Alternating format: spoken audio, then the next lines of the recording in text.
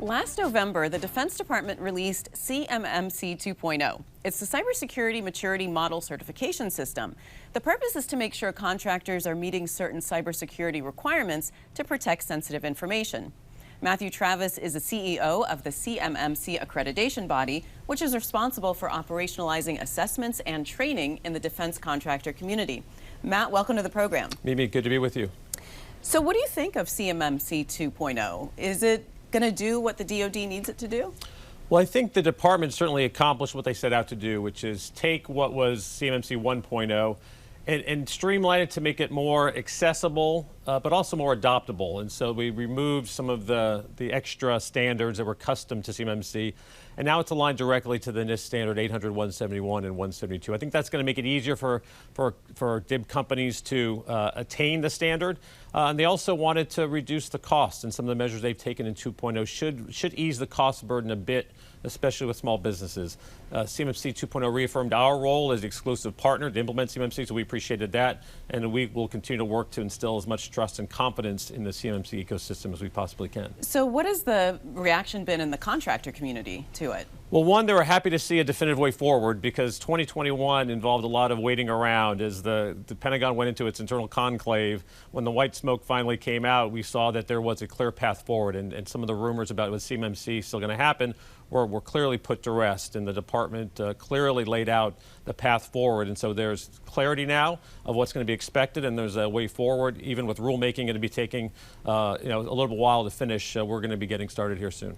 So there's assessments. There's 3 levels, and there's sometimes self-assessments, which seem to be pretty easy, but then you have to actually get an assessor to do your assessment for you. How does that work? Exactly. So we went from 5 levels to 3 in the maturity model, and that first level only requires those companies to self-attest. Now, it's self-attestation with teeth, so it's got to be a corporate officer. It can't be some mid-level IT manager who does that. And certainly, we want to push companies to go ahead and get certified and don't rely on self-attestation. It's a good insurance policy to have someone else look at that.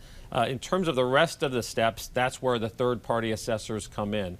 And companies need to prepare for those assessments. It's not as if you can just sign up for one and get assessed. There's preparation to implement the CMMC standards and make sure you're ready to be assessed.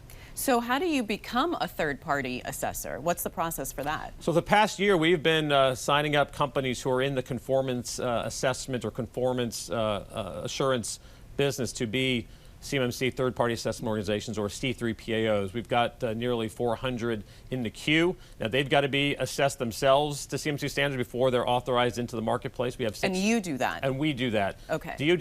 DoD assesses them, but we do all the other requirements. We do the background checks, we do the interviews, and ultimately we're the ones authorizing them to be C3PAOs.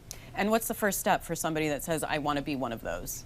To apply, our website, CMMC-AB.org, there's applications for all the different roles in the ecosystem, from those C3PAOs to individuals who want to be assessors or instructors, as well as the companies that want to train CMMC or develop CMMC educational materials. I was going to ask you if an individual can do this, or it has to be a company. Mimi, that's the biggest demand signal we hope to respond to, in that we've got a framework set out with national test administrators through Scantron. We've got training providers teaching CMMC classes.